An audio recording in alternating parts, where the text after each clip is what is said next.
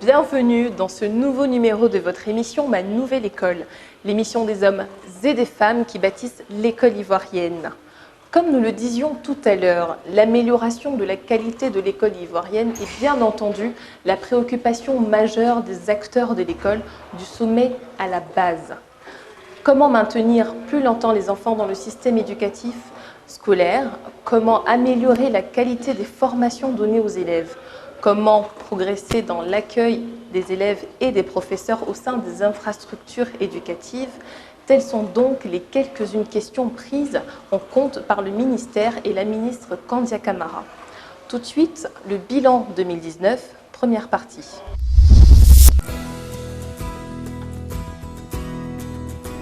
Dans le cadre de l'amélioration de la qualité de l'offre de l'école ivoirienne, la ministre Kandia Camara, sur instruction du président de la République, son Excellence M. Alassane Ouattara, a entrepris la construction d'écoles, leur équipement, le recrutement d'enseignants et l'amélioration de l'environnement scolaire.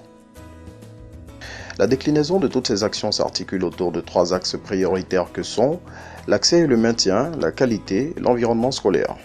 Pour ce qui est du chapitre de l'accès et du maintien des enfants à l'école, nous notons plusieurs réalisations au niveau de l'enseignement secondaire général. Ainsi, au niveau des constructions et réhabilitations, ce sont 4503 salles de classe construites dans le primaire, 60 collèges à base 4 construits, c'est-à-dire 4 classes pour chaque niveau de la 6e à la 3e. L'ouverture du lycée d'excellence Alassane Ouattara de Grand Bassam, achèvement de 14 lycées et collèges, l'achèvement de la réhabilitation et l'équipement de 14 établissements de formation professionnelle à Abidjan. Pour ce qui est des tables bancs, M. Koulibaly Navounion Soro dit Papa, sous-directeur à la direction des affaires financières, nous donne des précisions. La direction financière est une direction de moyens qui se charge d'accompagner Madame le ministre dans l'acquisition du matériel en vue de faire fonctionner les structures. En termes d'équipement, pour revenir à l'épineux problème qui est celui des tables bancs, il faut reconnaître que des acquisitions ont été faites sur la période.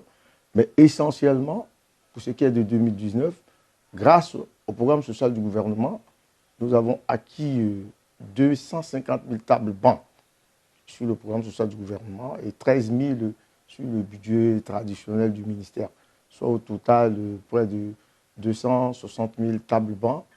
Et il y a aussi l'acquisition de manuels scolaires que nous faisons chaque année autour d'un montant de 2 milliards. Et des malades pédagogiques qui sont des supports didactiques pour illustrer les enseignements pour un montant de 1,5 milliard par an. Nous avons fait des acquisitions en termes de craies blanches et craies de couleur, de rames de papier, des cahiers quotidiens et aussi de planches au nom du DAF et au nom de Madame le ministre. Je remercie le président de la République et puis le Premier ministre Amadou Bon qui, à la vérité, ne lésine pas sur les moyens et font tout pour que l'éducation nationale soit privilégiée. Nous dirons que Madame le ministre tient à l'éducation des enfants de Côte d'Ivoire comme la primaire de ses yeux. Et elle ne ménage aucun effort pour répondre à cet objectif-là. Le volet de l'enseignement technique et de la formation professionnelle est aussi primordial dans le dispositif car il permet aux apprenants d'acquérir des aptitudes professionnelles adaptées au marché du travail pour faciliter leur insertion socio-professionnelle. C'est dans ce cadre que de nouvelles réalisations fonctionnelles et des réhabilitations ont été opérées dans ce secteur telles que notamment le renouvellement des plateaux techniques. C'est ce que nous confirme M. Diakité Daouda, directeur des projets, des équipements et de la maintenance au ministère.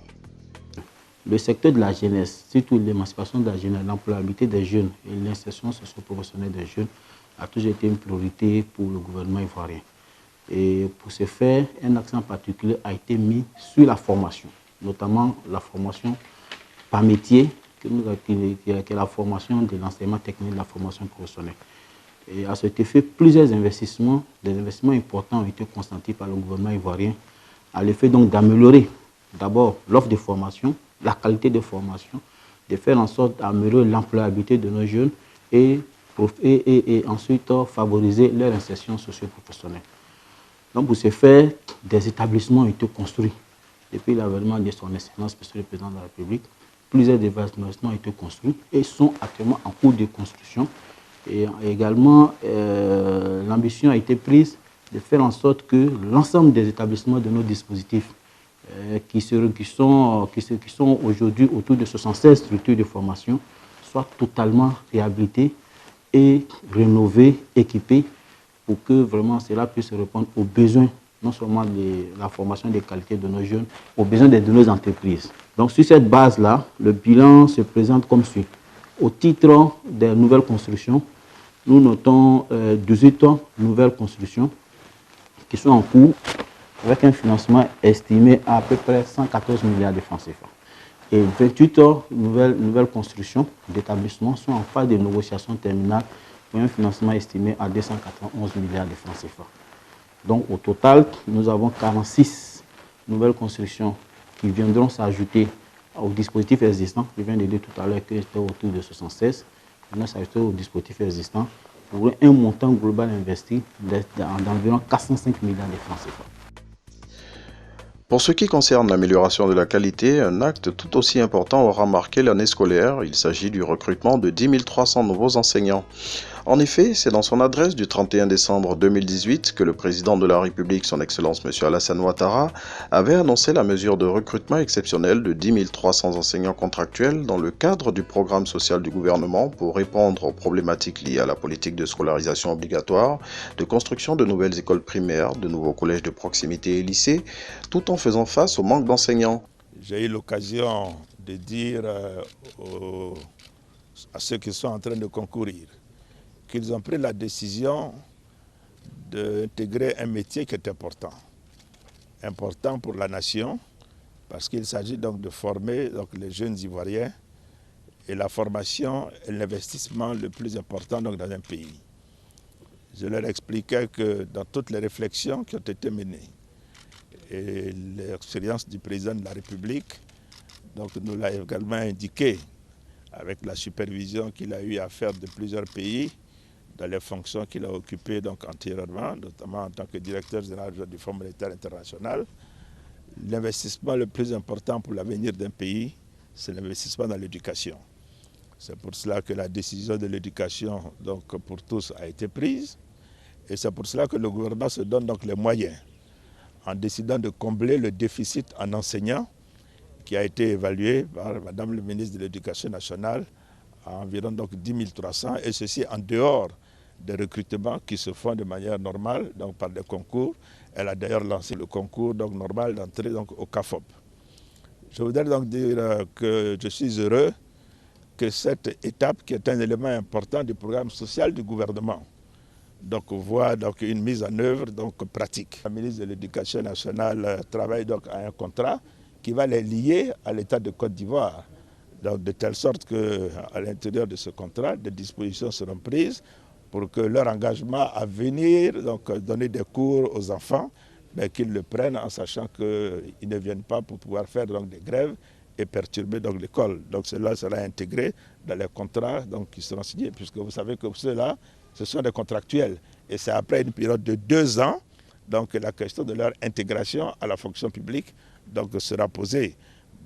Pendant ces 2 années, je suis sûr au moins qu'ils ne commettront absolument aucune faute, puisqu'ils ont tous en vue, je dirais, l'intérêt d'être intégrés à la fonction publique. Mais je voudrais profiter pour féliciter la ministre de l'Éducation nationale, parce que c'est quand même important de noter que cette grosse composante du programme social du gouvernement ait pu être de manière effective lancée. Ce n'était pas évident, et je suis heureux vraiment de savoir que la question du déficit d'enseignants sera réglée dans notre pays.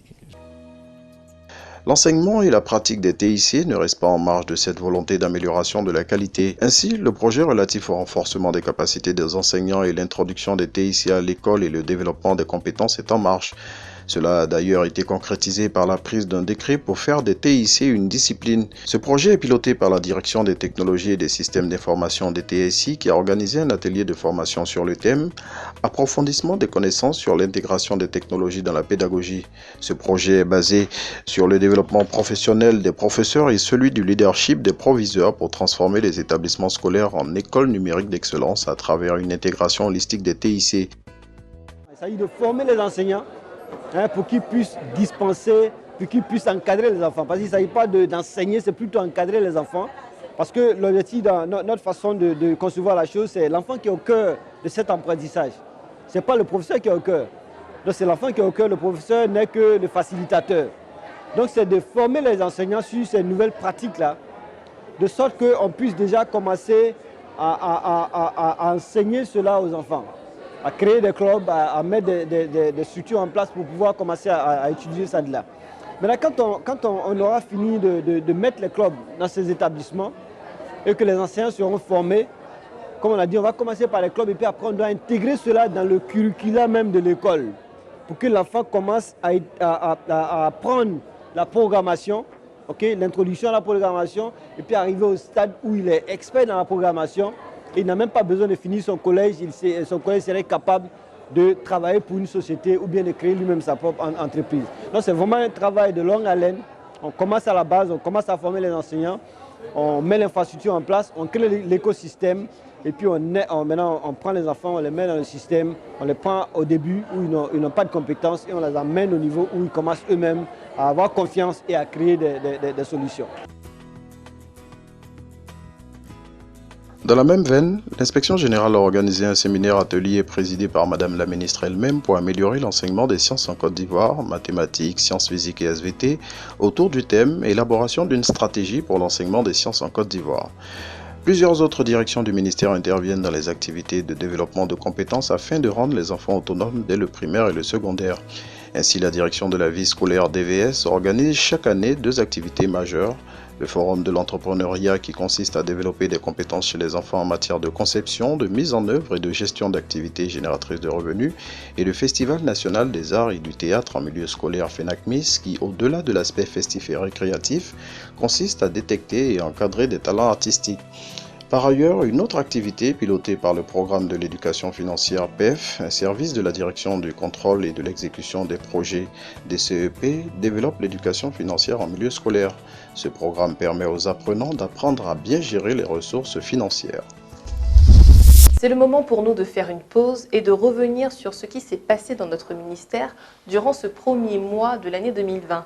Tout de suite, l'actu en brève.